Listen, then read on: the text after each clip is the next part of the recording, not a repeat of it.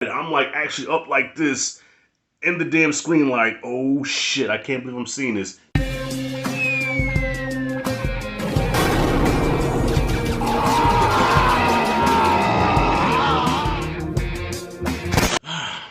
Yes, the time has finally come. Cobra Kai Season 5 dropped this weekend, and it felt like Christmas. You know that nervousness that you get Christmas Eve before you get up and open up your presents? That's how I feel the day before Cobra Kai. So yes, this is officially my new favorite show right now.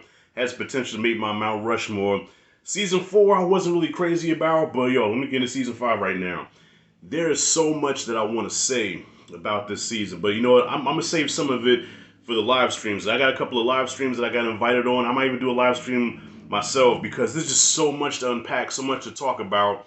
But I just want to give just my overall thoughts while going into spoilers here. So if you have not seen Cobra Kai Season 5, do not watch this video because I'm going to be dropping some spoilers. But I'm not going to take much of your time. Overall, Season 5 was fucking great. It was epic. This season gave me everything that I wanted Season 5 to be. So satisfying. Like that itch that just needed to be scratched, and it scratched it. It just checked off everything that I wanted with a few surprises here and there. So first of all, I want to say that Thomas Ian Griffin as Terry Silver is one of the best villains, like, of all time. You know what I mean? Like, I know Sensei Kreese is the OG villain of the Karate Kid. He's the, I guess, overall villain of the series. But man, nah, that title goes to Terry Silver. He's just so manipulating, charming, menacing, and just like steps above everybody at the same time. You know what I mean? He's just so calculated everything he does. Yeah, Terry Silver is that villain that you love to hate. So at the end, like, you know he had to go down at some point. You know Cobra Kai's got to go down at some point. So when the moment comes when he finally does get taken down, it's bittersweet because yes, I know it has to happen. It's satisfying, but damn, I love him as a villain. I want to see him back as a villain, and we should get him back as a villain. But I don't know. According to how this shit ended, we're gonna probably see not that much of him because he's gonna be in a penitentiary somewhere. This show also, as great as this season was, sometimes this show lost its fucking mind. Prime example, John Kreese faking his death again for like what, the fourth time. At this point in the game, yo, Daniel's gonna have to actually see Kreese die in front of him to believe that he's dead. So Kreese fakes his death with the damn Jello cup under his shirt to make it look like blood. Goes to the coroner. He gets up, you know, and walks out of there. Took the one lady's badge. The psychologist took her badge, walked up out of there with that smirk on his face. But now the question is, now what? What happens now? What goes on from here? Cobra Kai is dismantled. There's no more. All the students threw their shirts away. They walked away.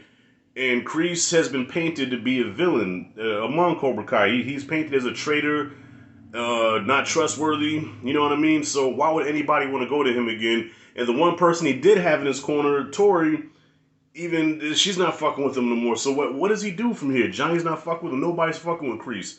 Where does he go from here?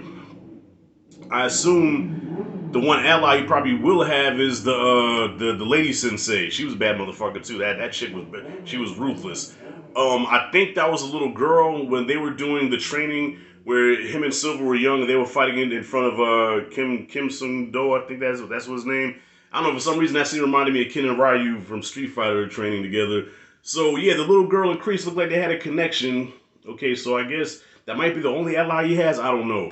But anyways, yeah, Terry Silver, great. But the MVP of this season, y'all, the MVP is clearly Chozen. Chozen is the motherfucking dude, man. I fucks with Chozen, yo. He's just so serious where it's funny, similar to Drax, you know what I mean? Like, he's just so serious in everything that he does, but, you know, he has a charm about him, he has a lot of heart to him, and he is badass at the same time, man. You know, while everybody else is like, yo, Terry Silver, don't fuck with that dude. Let me tell you something, Chozen wanted all the smoke. He wanted all the smoke with Terry Silver, like, nah, take me to Silver, I want him, you know. When that scene where, you know, it was in the trailer also when Silver was like, you know, you playing with fire, Danny boy, and I am gasoline. Boom. Alright, don't fuck with me. Yo, and that scene, yo, the fight. This is another part where the show lost his mind, y'all. The fight where Chozen and Terry Silver go at it. I'm like actually up like this in the damn screen like, oh shit, I can't believe I'm seeing this. Terry Silver versus Chozen. Fighting with swords. Yo, Chozen got the fucking Raphael size. Yo, and Terry Silver has a fucking blade katana. They going at it. At first, I thought Chosen died because he sliced him up pretty good. Like you actually see the opening, and the CGI blood come out. And well, if I could have any gripes, the CGI blood kind of takes you out of it a little bit. But it's whatever. The no movie or show is without sin. Chosen gets carved up, and I thought he died, but he lived. Good. I'm glad he lived. I applauded when he lived because I'm like, no, you can't kill Chosen, man. No, fuck out of here. Yes, he was the MVP. Daniel was not as annoying this time around. Okay, I still am not the biggest fan of Daniel, but he this time around, I was kind of rooting for him a little bit. But I will say, the fight he had with Terry, I was like, I don't know. It might trip me out, but for some reason, in a way, I wanted Terry to beat him. I don't know why. I guess because of the history they have in 3, and then how satisfying it was to see Terry whoop his ass the first time. Because let's face it, y'all. Even though Daniel's somewhat of the protagonist in the show, but Daniel kind of has an arrogance about him where he feels like Miyagi-Do is the only way, and that Daniel just feels like his shit don't stink sometimes. And it's been a while since he got his ass whooped thoroughly, and Silver did that to him. And I was kind of hoping he did it the second time around. So yeah, Daniel's not this time around, not so annoying. Johnny is still Johnny. I love Johnny. I relate to Johnny. He's my spirit animal. You know what I'm saying? Like me, like I'm the black version of Johnny, pretty much. All right, Johnny is the white version of me. Okay, I fucks with him, and he's got a baby on the way. That was unexpected. I didn't think Carmen was gonna be pregnant. Where am I? I don't want to go too long here. I didn't expect Carmen to be pregnant, but she's pregnant now. They're about to have a baby, and so now Miguel and Robbie get along finally. It's one big happy family. That's what I liked about the season. Also, was I felt like the not the message, but the theme of this season is reconciliation. Let go of the past. Let all that bad shit go. Let's kiss, make up. Squash all the beef. Let's just squash everything, man, and move the fuck forward. And I love that about this season, especially with Robbie and Miguel, who've been beefing since season 1 over Sam. All right, they finally have a fight. They duke it out. Listen, talking ain't gonna work. Sometimes the only way to get two people to stop beefing is to just knuckle up. It may sound barbaric to some people, but it works. Trust me, it works. I got into my fair share of fights growing up, okay? And not one time I can remember having a fight with somebody and then hating them for life after that. Usually after the fight's over, we got everything out. We got along after that. I fought with my best friend plenty of times, and we always made up afterwards. So Robbie and Miguel had to have that fight. And we see once and for all who was the better fighter, because even though Robbie, they're equal, but Miguel got the best of him, and it was satisfying seeing Miguel get that restitution. He had, in the words of Shannon Sharp, he needed his restitution. Got the best of him. Could have knocked him over the ledge if he wanted to, but he stopped himself. They talked it out. Boom.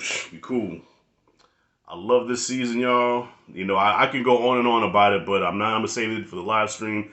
But overall, I love this season, man. Chosen is the MVP. Terry Silver is the ultimate villain. Mike Barnes returns, okay, in a role where he kind of wasn't needed, but for fan service, they brought Mike Barnes in. It was good to see the character back, even though I could see some people saying, well, man, the 3 was stupid. Mike Barnes was a throwaway villain. Listen, I'm a fan of these movies also, and I was happy to see Mike Barnes back, okay, so fuck it. What's his name? Sean Kanan. I was happy to see him back in the role, and to see them all together, to see all of Daniel's villains together, chopping it up. You know what I'm saying? That's almost like watching Apollo, Clubber, and Ivan Drago having a beer. Okay, that's just something that just blew my. I'm like, I can't believe I'm seeing Chosen, Johnny, and fucking Mike Barnes in the same scene fighting together against the common evil, fucking Terry Silver. This season blew my mind. This is the ultimate love letter to the fans of the Karate Kid, to the fans of Cobra Kai. I have no gripes with this season. Like I said, if I can nitpick. The CGI blood we could have did without. There's nothing else I can really bitch about.